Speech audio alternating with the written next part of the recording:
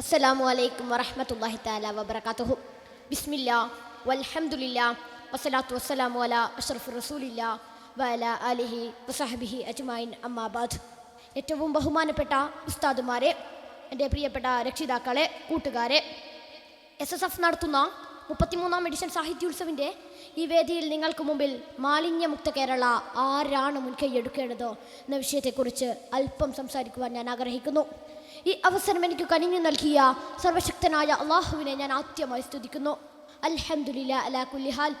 ഇന്ന് കേരളം അഭിമുഖീകരിക്കുന്ന ഏറ്റവും വലിയ പ്രശ്നങ്ങളിലൊന്നാണ് മാലിന്യക്കൂമ്പാരം എന്നുള്ളത്.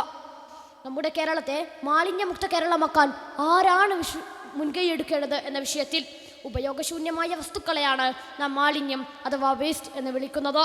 ഇത് നമ്മുടെ വീടോ പരിസരം, പാടത്ത്, പറമ്പത്ത്, പുഴയോരത്ത്, കടൽത്തീരം തുടങ്ങിയ സ്ഥലങ്ങളിലാണ് പ്രധാനമായും പുറന്തള്ളുന്നത്.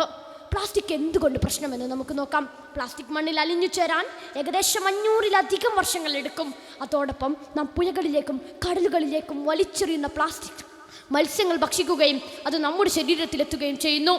അതിനാൽ ചികിത്സ ലഭ്യമല്ലാത്ത പലതരം രോഗങ്ങൾക്കും ദുഃഖങ്ങൾക്കും സമൂഹത്തിനുണ്ടാകുന്ന വൻ നാശങ്ങൾക്കും കാരണം ഈ മാലിന്യക്കൂമ്പാരങ്ങൾ തന്നെയാണ്.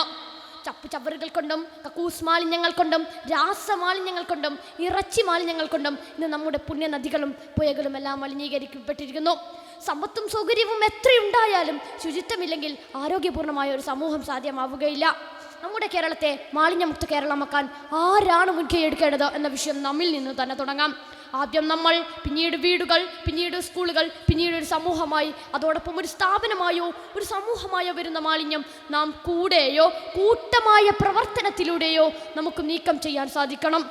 ഇവിടെയാണ് വാർഡ് മുതൽ സംസ്ഥാനം വരെ നീളുന്ന ഭരണ സംവിധാനത്തിൻ്റെ പ്രസക്തിയേറുന്നത്.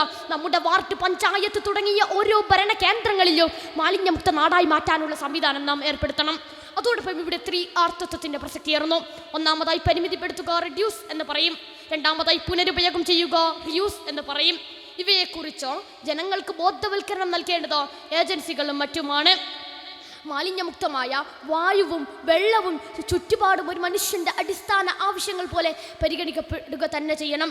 വ്യക്തി ശുചിത്വത്തിൽ ബഹുദൂരം മുമ്പിലായ പ്രബുദ്ധ മലയാളി സാമൂഹ്യ ശുചിത്വത്തിൽ എന്തേ പിറകിലായി എന്ന ചോദ്യത്തിൽ നിന്നാണ് മാലിന്യമുക്ത കേരളത്തെ നാം സ്വപ്നം കണ്ട് തുടങ്ങേണ്ടത്. സ്വാർത്ഥത എന്ന മനുഷ്യൻ്റെ സഹജ സ്വഭാവത്തെ ചെങ്ങലേക്കിടേണ്ട നിയമവ്യവസ്ഥയുടെ അപര്യാപ്തതയാണ് പ്രഥമ കാരണം. കയ്യിലുള്ള മാലിന്യം അനുചിതമായ ഇടങ്ങളിൽ വലിച്ചെറിയുന്നവന്റെ അശ്രദ്ധയേക്കാൾ അപകടകാരിയാണ് അത് സംസ്കരിക്കുവാൻ ചുമതലയേറ്റവരുടെ അനാസ്ഥയും. മാലിന്യക്കുയിൽ വീണ് ശ്വാസം മുട്ടി മരിച്ച മനുഷ്യനും മാലിന്യ കൂമ്പാരത്തിൽ നിന്ന് ഉയരുന്ന പുക ശ്വസിച്ച ആന്തരിക അവയവങ്ങൾ തകർന്ന മനുഷ്യനും ഇത്തരം അനാസ്ഥകളുടെ ബാക്കിപത്രം തന്നെയാണ്. നമ്മുടെ കേരളത്തെ മാലിന്യമുക്തമാക്കാൻ ഭക്ഷണാവശിഷ്ടങ്ങൾ സംസ്കരിച്ച ബയോഗ്യാസ് സംവിധാനത്തിലേക്ക് നാം എത്തിക്കണം. പ്ലാസ്റ്റിക് സഞ്ചികൾ കുറച്ച് തുണി സഞ്ചികളിലേക്ക് എത്തിച്ചാൽ നമ്മുടെ കേരളത്തെ ഹരിത കേരളം എന്ന സ്വപ്നത്തിലേക്ക് എത്തിക്കുവാൻ നമ്മെ കൊണ്ട് സാധിക്കും. പ്ലാസ്റ്റിക് നിർമ്മാർജ്ജം കേവലം സർക്കാരിന്റെ മാത്രം ഉത്തരവാദിത്വമല്ല, അത് മറിച്ച് എന്റെയും നിങ്ങളുടെയും കൂടി ഉത്തരവാദിത്വമാണ്. നബി സല്ലല്ലാഹു അലൈഹി വസല്ലം തങ്ങൾ പറഞ്ഞതുപോലെ നാം ഭൂമിയിലെ ഖലീഫമാരാണ്. ഭൂമിയെ സംരക്ഷിക്കേണ്ടത് എന്റെയും നിങ്ങളുടെയും കൂടി ഉത്തരവാദിത്വമാണ്. അത്തഹൂർ ശത്രുൽ ഈമാൻ എന്നതാണ് മാലിന്യമുക്ത കേരളത്തിന്റെ ഏറ്റവും വലിയ ഉദാഹരണം.